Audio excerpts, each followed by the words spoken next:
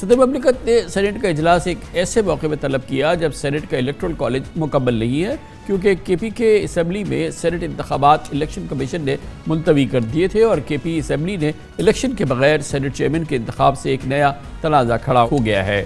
اس وقت سینٹ کا ایوان 96 نشستوں پر مشتمل ہے، تاہم ابھی ایوان میں 85 ممبرز موجود ہیں، جبکہ کے پی کی 11 نشستوں پر انتخابات ہونا ابھی باقی ہے۔ پیپلز پارٹی کی جانب سے چیئرمین سینٹ کے لیے یوسف رضا گیلانی امیدوار ہیں، جنہیں حکومتی اتحاد کی حمایت بھی حاصل ہے، جبکہ ڈپٹی چیئرمین کے لیے نون لیگ کی انوشا رحمان امیدوار ہیں۔ کے پی میں 25 مخصوص نشستوں پر حلف نہ اٹھائے جانے کے باعث 2 اپریل کو الیکشن کمیشن نے کے پی اسمبلی میں سینٹ الیکشن غیر معینہ مدت تک ملتوی کر دیا تھا۔ پی ٹی آئی کے مطابق سینٹ کا انتخابی عمل ابھی مکمل نہیں ہوا۔ پی ٹی آئی نے کے پی کی نمائندگی کے بغیر چیئرمین، ڈپٹی چیئرمین سینٹ کے انتخاب کو غیر قانونی اور غیر آئینی قرار دیا ہے۔ پی ٹی آئی نے چیئرمین اور ڈپٹی چیئرمین سینٹ کے انتخابات کے بوائیکاٹ کا بھی اعلان کیا ہے اور آج اسلام آباد ہائی کورٹ میں بھی درخواست دائر کی، جس پر آج ہی چیف جسٹس اسلام آباد ہائی کورٹ جسٹس عامر فاروق نے سماعت کی اور الیکشن کمیشن کو نوٹسز بھی جاری کر دیے ہیں۔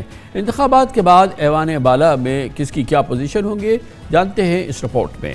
سیاسی جماعتوں کے علاوہ ایوان بالا میں حکمراں اتحاد کی حمایت سے منتخب ہونے والے 4 آزاد ارکان بھی ہیں، جن میں سابق نگراں وزیر اعظم انوار الحق کاکڑ، وزیر داخلہ محسن نقوی، فیصل وافڈا اور نسیمہ احسان شامل ہیں۔ 59 نشستوں کے ساتھ حکمراں اتحاد کلین سویپ کرتے ہوئے نہ صرف یوسف رضا گیلانی کو بآسانی چیئرمین سینٹ منتخب کرا سکے گا، بلکہ اس کے سامنے پارلیمنٹ کے دونوں ایوانوں میں کسی قسم کی قانون سازی کے لیے بھی کوئی رکاوٹ نہیں ہوگی۔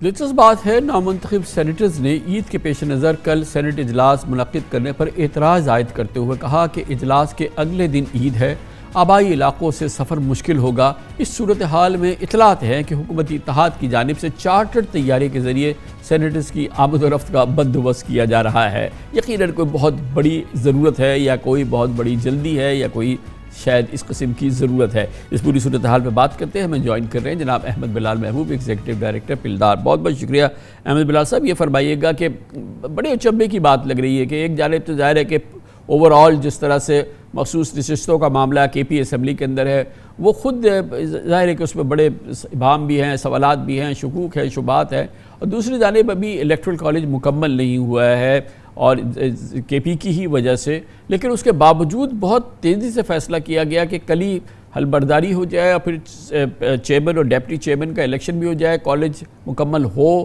نامکمل ہو، عید ہے اگلے دن، سب کچھ کافی غیر معمولی لگ رہا ہے۔ جی بہت شکریہ۔ بظاہر تو ایسے لگ رہا ہے کہ چونکہ معاملات عدالتوں میں ہیں اور وہاں سے کچھ ایسے فیصلے آ سکتے ہیں جو شاید ناپسندیدہ ہوں، تو اس لیے انہوں نے مناسب یہی سمجھا ہے کہ جلدی سے اپنے انتخابات مکمل کر کے اپنی پوزیشن کو مستحکم کر لیا جائے۔ بظاہر تو یہ لگتا ہے، کوئی ادروائز کو بہت جلدی رہی تھی، یہ پہلے بھی ہو سکتا تھا اور بعد میں بھی ہو سکتا ہے۔ تو اب مگر اس کی آئینی قانونی حیثیت کیا ہے؟ اخلاقی طور پہ تو آبویسلی ایک اسمبلی نہیں ہے، کالج مکمل نہیں ہے، تو اس کے باوجود الیکشن پہ اصرار کرنا اور پھر اس کو بھی اتنی تیزی سے کرنا، کیونکہ اگلے دن عید بھی ہے، لوگ کہاں سے آئیں گے، چارٹرڈ طیاروں سے اراکین کو لانا، ان کو پہنچانا، یہ سب کچھ موسٹ انپریسیڈنٹڈ ہے۔ جی بالکل، دیکھیے یہ جو آئینی اور قانونی بات ہے اس کے مطابق تو نہ یہ غلط تھا کہ یہ خیبر پختونخوا کے انتخابات کے نہ ہونے کے باوجود سینٹ کو مکمل سمجھا جائے۔ کوئی ایسی چیز قوانین میں نہیں ہے جس کی بنیاد پہ ہم کہہ سکیں کہ یہ سینٹ ڈیولی کانسٹیٹیوٹڈ نہیں ہے۔ آرٹیکل 60 میں لکھا ہوا ہے کہ جب سینٹ ڈیولی کانسٹیٹیوٹڈ ہو جائے تو اس کے بعد اس کا پہلے اجلاس میں چیئرمین اور ڈپٹی چیئرمین کا انتخاب ہونا چاہیے۔ تو میرے خیال میں یہ ڈیولی کانسٹیٹیوٹڈ تو ہے، کیونکہ قانون میں اس کے برخلاف کوئی ایسی چیز نہیں ہے۔ تینوں صوبوں کے نمائندے موجود ہیں، فیڈرل کیپٹل کے نمائندے بھی موجود ہیں، خیبر پختونخوا کے بھی کم از کم آدھے نمائندے تو موجود ہیں، لیکن آدھے نمائندے نہیں ہیں۔ تو اس لیے ڈیولی کانسٹیٹیوٹڈ ہے، یہ الیکشن بھی ہو سکتے ہیں اور اس کے بعد اپنا بزنس بھی کر سکتے ہیں۔ لیکن اخلاقی طور پہ میں سمجھتا ہوں ایک बारीक टेक्निकल बुनियाद के ऊपर पीटीआई को हमने उसके जो रिज़र्व सीटों का कोटा है उससे महरूम रखा।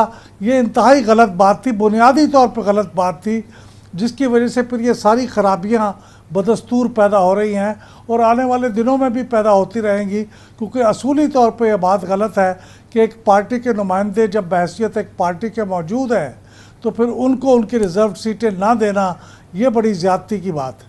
अच्छा, एक जानिब ये सूरत हाल है, एक तरह से ज़ाहिर है जो इलेक्शन के हालात थे, जिस तरह से जो इल्ज़ामात और तमाम सूरत हाल हमने और आपने सबने मिल के देखी है, उसके बाद फिर ये रिज़र्व सीट्स का पूरा मामला यकीनन पीटीआई को तो बिल्कुल एक किनारे पर लगाया हुआ है।